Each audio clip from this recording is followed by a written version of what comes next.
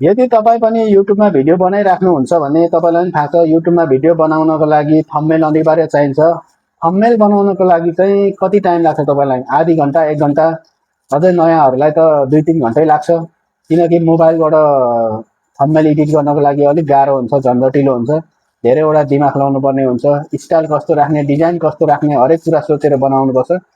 तर तपाईँहरूलाई थाहा छ कि छैन, युट्युबले अहिले एउटा नयाँ अपडेट ल्याएको छ, जुन चाहिँ तपाईँहरूले भिडियो अपलोड गरेपछि तपाईँहरूले थम्बनेल कस्तो बनाउने, तपाईँहरूको भिडियोको टपिक के छ, त्यो केही नभनिकन युट्युबले अटोमेटिक तपाईँको भिडियो अनुसारको प्रोफेसनल थम्बनेल बनाएर दिने गर्दछ। अब त्यो कसरी बनाउने, कहाँ गएर बनाउने, त्यो जान्नको लागि भिडियोलाई अन्त्यसम्म हेर्नै पर्ने हुन्छ। आउनुहोस् भिडियो सुरु गरौँ। ल आउनुहोस्, थम्बनेल बनाउनको लागि तपाईँहरूले सबैभन्दा पहिले क्रोम ब्राउजरमा आफ्नो युट्युबलाई लगइन गर्नु होला। क्रोम ब्राउजर ओपन गरेर माथि youtube.com भनेर सर्च गर्नु होला। सर्च गरिसकेपछि तपाईँको युट्युब खुल्नेछ। तपाईँले चाहिँ डेस्कटप मोडमा खोल्नुपर्ने हुन्छ। खोलिसकेपछि तपाईँहरूले चाहिँ युट्युब स्टुडियोमा क्लिक गर्नु होला र युट्युब स्टुडियो खोलिसकेपछि तपाईँहरूले यहाँ माथि देख्न सक्नुहुन्छ एउटा स्टारको आइकन देख्न सक्नुहुन्छ। यहाँनिर एउटा तारा जस्तो आइकन देखिन्छ। यो चाहिँ अहिले युट्युबले दिएको नयाँ अपडेट हो। यो चाहिँ फेरि क्रोम ब्राउजरबाट मात्रै हुन्छ, युट्युब एप्लिकेसनबाट चाहिँ हुँदैन। त्यसैले गर्दाखेरि तपाईँहरूले चाहिँ क्रोम ब्राउजरमा आफ्नो युट्युबलाई लगइन गरेर डेस्कटप मोडमा ओपन गरिसकेपछि बल्ल यो आउँछ। अब यो स्टारमा तपाईँहरूले क्लिक गर्नु होला। यति भइसकेपछि तपाईँको नाम आउँछ। How can I help you भनेर सोधेको छ। तल जानु होला। तपाईँहरूले तल देख्न सक्नुहुन्छ आस्क समथिङ भनेर देख्न सक्नुहुन्छ। त्यहाँ एउटा प्लस पनि देख्न सक्नुहुन्छ। त्यो प्लसको आइकनमा तपाईँहरूले टच गर्नु होला र यसरी टच गरिसकेपछि तपाईँहरूले अपलोड गरेको भिडियो चाहिँ यहाँनिर आउने गर्दछ।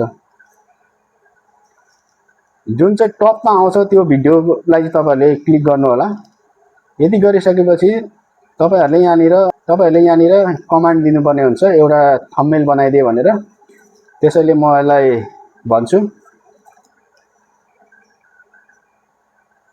Create thumbnail in Nepali language. अब यति गरेर सेन्ड गरिसकेपछि केही समय लाग्छ। तपाईँको भिडियो कुन टपिकमा छ, कस्तो फोटो राख्ने, डिजाइन कस्तो राख्ने, अटोमेटिक उसले चाहिँ थम्बनेल बनाएर दिन्छ र तपाईँहरूलाई कुन चाहिँ सहज लाग्छ त्यसलाई चाहिँ डाउनलोड गरेर चाहिँ सेभ गर्नु होला। ल हेर्नुहोस्, थम्बनेल बनाएर दिइसकेको छ।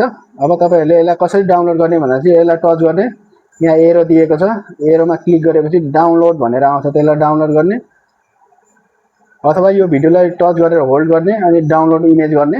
तपाईँको प्रोफाइलमा डाउनलोड भइसकेको हुन्छ। अब तपाईँहरू पुरै ब्याक जानुहोस्। पुरै ब्याक गइसकेपछि अब तपाईँले युट्युब स्टुडियोको एप्लिकेसनलाई ओपन गर्नु होला। यति गरिसकेपछि तपाईँहरूको यहाँ कन्टेन्टमा जानु होला। कन्टेन्टमा गइसकेपछि यहाँनिर तपाईँको भिडियो आउँछ, कुन चाहिँ भिडियो त्यसमा जानु होला। मेरो भिडियो चाहिँ यही हो। अब यसमा गइसकेपछि माथि पेन्सिलको आइकनमा टच गर्नु होला। त्यसपछि तपाईँको भिडियो खुल्छ। अब यहाँ गइसकेपछि माथि पेन्सिलको आइकनमा गएर टच गर्नु होला।